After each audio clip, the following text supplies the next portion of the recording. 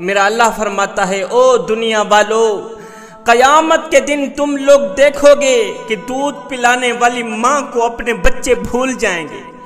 حالانکہ دودھ پلانے والی ماں دنیا میں اپنے بچوں کو ہرگز نہیں بھول سکتی، لیکن جب قیامت کا زلزلہ آئے گا اس وقت ماں کو اپنے دودھ پیتے بچے کی ہوش نہیں رہے گی۔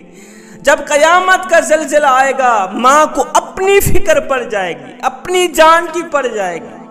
اس دن جو عورتیں حمل سے ہوں گی، قیامت کے خوف اور دہشت کی وجہ سے عورتوں کے حمل ساقط ہو جائیں گے۔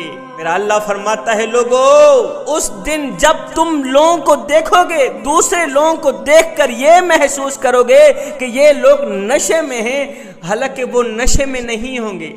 اللہ کا عذاب ان پر اس طرح حاوی ہوگا، قیامت کی گرمی، حشر کے دن کی تپش، خدا کا خوف اور دہشت ان پر اس طرح طاری ہوگی کہ یہ لوگ اپنے قابو میں نہیں ہوں گے، اپنی ہوش و حواس کھو بیٹھیں گے۔ اور سنو، جو شخص دنیا میں ڈرتا ہے اس سوچ کی بنیاد پر کہ قیامت کے دن میں اللہ کا سامنا کیسے کروں گا، میرا اللہ فرماتا ہے کہ جو شخص دنیا میں رہ کر ڈرتا ہے کہ قیامت کے دن اللہ کا سامنا کیسے کروں گا، کہ اللہ نے تو مجھے حضرت انسان بنا کر دنیا میں بھیجا اور میں تو کیڑوں سے بھی بدتر نکلا۔ او گناہوں پہ گناہ کرنے والے، ہائے چٹی داڑھی ہو گئی، سفید داڑھی ہو گئی، جسم میں وہ طاقت نہیں رہی، زبان میں وہ ذائقہ نہیں رہا، قبر کی طرف ٹانگیں چلی گئیں، لیکن ابھی بھی گناہ کرنے سے باز نہیں آ رہا۔ اور میاں اگر گناہ کرتا کرتا مر گیا، قبر میں اللہ کو کیا منہ دکھائے گا؟ حشر کے دن اللہ کو کیا منہ دکھائے گا؟ اے ہڈیاں کمبن گوڈے کھڑکن تے بدل گیا لک تیرا، اجے بھی بدیوں باز نہ آئیوں، جیو مرد دلیرا۔ اب میرا اللہ فرماتا ہے کہ جو شخص دنیا میں رہ کر ڈرتا ہے کہ قیامت کے دن میں اللہ کا سامنا کیسے کروں گا، میرا اللہ فرماتا ہے قیامت کے دن میں اسے جنتی 2 باغ عطا کروں گا، اور یہ 2 باغ دوسرے جنتیوں کو ہرگز نہیں ملیں گے۔ حالانکہ دوسرے جنتی ان 2 باغ لینے کی تمنا کریں گے، خواہش کریں گے، لیکن ان کو نہیں دیے جائیں گے۔ یہ 2 باغوں کا تحفہ صرف اسی شخص کو دیا جائے گا جو دنیا میں رہ کر اس سوچ کی بنیاد پر ڈرتا تھا کہ قیامت کے دن میں اللہ کو کیا منہ دکھاؤں گا۔ بعض لوگ گناہ بھی کرتے ہیں اور یہ بھی کہتے ہیں جی اللہ بڑا ہی غفور الرحیم ہے، غلطیوں پر غلطیاں، گناہوں پر گناہ کرتے رہتے ہیں، بعد میں کہتے ہیں جی اللہ میاں بڑا ہی غفور الرحیم ہے، ہاتھوں سے ڈنڈی مارتے ہیں، ناپ تول میں کمی کرتے ہیں، بیٹیوں کا بہنوں کا حق مارتے ہیں، ہر وقت جھوٹ بولتے ہیں، امت مسلمہ کے لیے ہر وقت غلط سوچتے ہیں، کانوں سے غلط سنتے ہیں، غلیظ باتیں سنتے ہیں، منہ سے گندی باتیں نکالتے ہیں، یہاں پر نفاق رکھتے ہیں، بغض کینہ حسد رکھتے ہیں، اور اکڑ اکڑ کر چلتے ہیں، ایڑھی مار کے چلتے ہیں، مسجد کے قریب نہیں جاتے، نماز کے نزدیک نہیں جاتے، پھر بعد میں کہتے ہیں جی اللہ میاں بڑا ہی غفور الرحیم ہے، میاں اللہ میاں بڑا ہی غفور الرحیم ہے، بڑا ہی غفور الرحیم ہے۔ مگر سنو، اللہ کا عذاب بھی سخت شدید ہے۔ اللہ تعالیٰ جس کو پکڑ لیتا ہے پھر چھوڑتا نہیں، اللہ تعالیٰ جب پکڑتا ہے پھر اگلی پچھلی برابر ہی کر دیتا ہے۔ اس لیے ہر وقت، ہر گھڑی، ہر لمحے اللہ سے ڈرنا ضروری ہے، اور ڈر کر اللہ سے امید رکھنا ضروری ہے، اللہ کی رحمت پہ نظر رکھنا ضروری ہے، ہر وقت اللہ سے ڈرتے رہنا ضروری ہے۔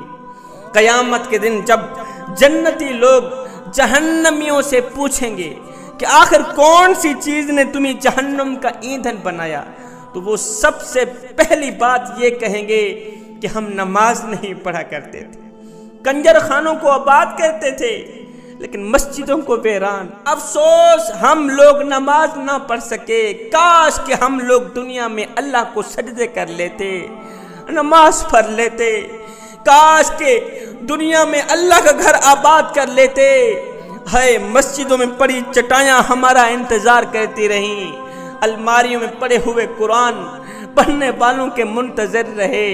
ہم نے کبھی قرآن اٹھایا نہیں، قرآن کو کھولا نہیں، قرآن کی زیارت نہیں کی۔ کاش کہ ہم لوگ دنیا میں اللہ کو راضی کر لیتے۔ ایک فقیر تھا درویش، اس نے کسی جنازے میں شرکت کی۔ جنازہ پڑھنے کے بعد میت کو دفنایا۔ میت کی تدفین کے بعد ساتھ میں ایک نوجوان کھڑا تھا۔ اس بابے نے اس نوجوان سے پوچھا، نوجوان میاں تیرا کیا خیال ہے؟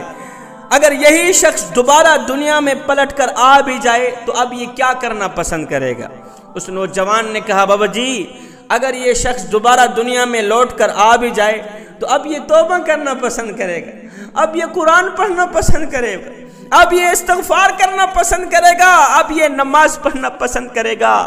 یہ سن کر بابا جی نے رو کر کہا، بیٹے مرنے والا تو یہ کام نہیں کر سکا، تم ضرور کر لینا، اور مرنے والا تو نماز نہیں پڑھ سکا، میاں تم ضرور پڑھ لینا، مرنے والا تو توبہ نہ کر سکا، تم ضرور کر لینا، مرنے والا تو قرآن مجید کی تلاوت نہ کر سکا، تم ضرور کر لینا۔ جہنمی کہیں گے ہم دنیا میں نماز نہیں پڑھا کرتے تھے۔ حضرت عبداللہ بن مسعود رضی اللہ تعالی عنہ سے روایت ہے کہ رسول اللہ صلی اللہ علیہ وسلم نے فرمایا قیامت کے دن جہنم کو لایا جائے گا۔ یہاں پر دو صورتیں ہیں، یا تو لوگوں کو دکھانے کے لیے لایا جائے گا، یا تو جہاں پر جہنم کو نصب کرنا مقصود ہوگا۔ دو صورتیں ہیں، جہنم کو لایا جائے گا، جہنم پہلے مخفی تھی، آج اس کو ظاہر کیا جائے گا۔ اب جہنم کے ساتھ 70 ہزار زنجیریں ہوں گی، اور ہر ایک زنجیر کو کھینچنے کے لیے 70 ہزار فرشتے ہوں گے۔ ایک زنجیر کو کھینچنے کے لیے 70 ہزار فرشتے اپنا زور لگائیں گے۔ مجھے بتائیں 70 ہزار زنجیریں ہیں، ایک زنجیر کو کھینچنے کے لیے 70 ہزار فرشتے زور لگا رہے ہیں۔ ایک فرشتے کے اندر طاقت اتنی ہے، زور اتنا ہے کہ وہ زمین پر پر مارے سارا ملیا میٹ کر دے۔ مجھے بتاؤ جس جہنم کی 70 ہزار زنجیریں ہیں اور ایک زنجیر کے اندر طاقت اتنی ہے، وزن اتنا ہے کہ اس کو کھینچنے کے لیے 70 ہزار فرشتے زور لگا رہے ہیں، مجھے بتاؤ کل ٹوٹل کتنے فرشتے بن گئے؟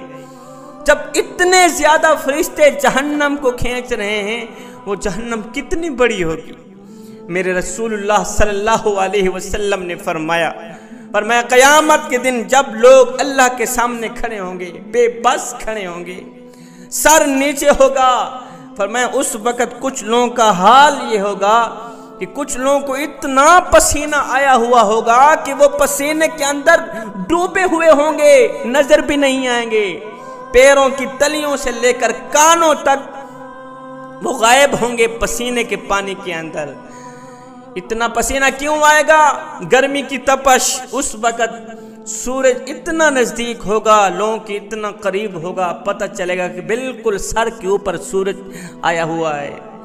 اس دن سے ڈرو جوانو، اللہ کے عذاب سے ڈرو۔ میں دعا کرتا ہوں مالک ہمیں قبر کے عذاب سے بچا، حشر کی گرمی سے بچا، محشر کی تپش سے بچا۔ بے شک تیرے سوا بچانے والا اور کوئی نہیں ہے میرا۔